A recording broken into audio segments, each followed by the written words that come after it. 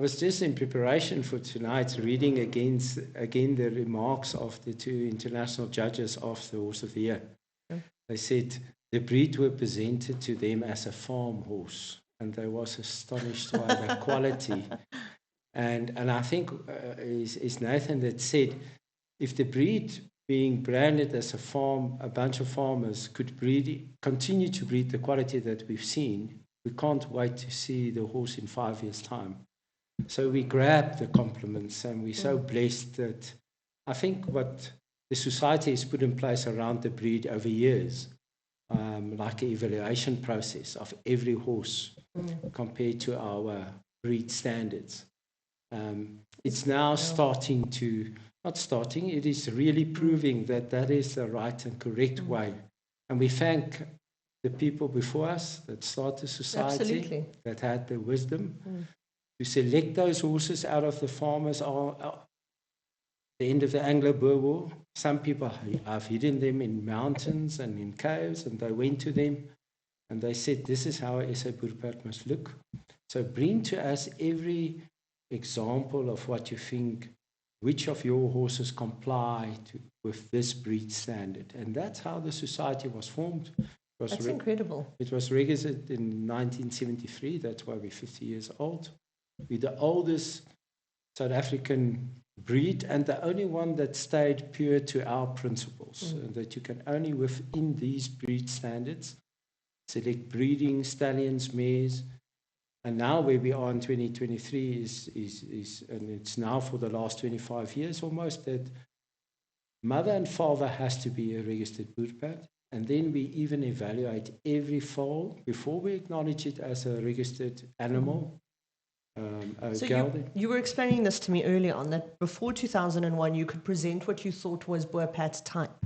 Yes. And the Boerperd Association would evaluate the horse and say, we'll accept it as a foundation into the stud book. Yes. But as of 2001, you're now beyond that. You can only submit a licensed mare and stallion to breed a licensed foal, but the foal has to be evaluated. Yes, to be and then we evaluate the foal also. And what we have done in the last few years, we evaluated all stallions except those in Western Province because of the African horse sickness dilemma, at a centralized place in South Africa. Can you imagine the responsibility towards every breeder to bring their stallion there? And then you see the quality of your... That's what the original showing shows were meant to be. And then you see the quality of your stallion compared to the others. And then when we're done, we evaluate the evaluators also. To say, okay, how can we determine that you have the best interests of the breed?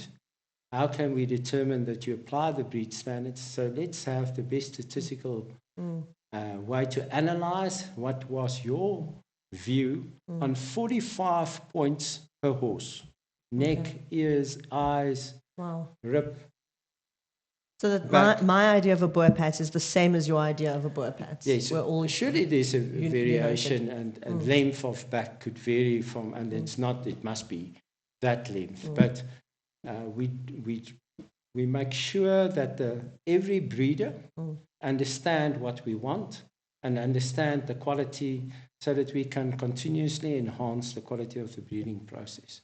And it's costly.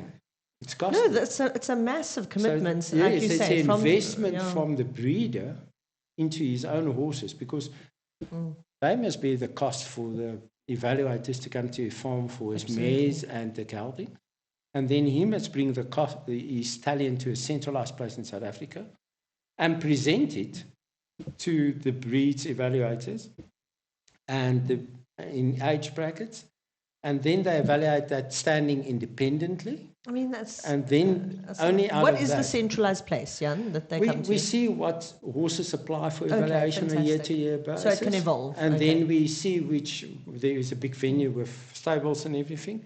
And we say this is more central for this year's application compared to last year. That's very fair. And then we try to move. Nice. But there is always people on the edge. And how many breeders, more or less, are registered now with the SA Boerperd Breeders Association? We got about 125. Wow, really? Yes, that's fantastic. Registered breeders. Yeah. And then we got I thought you were going to say like 10.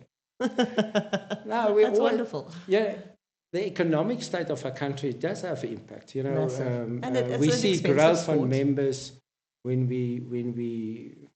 it's going better.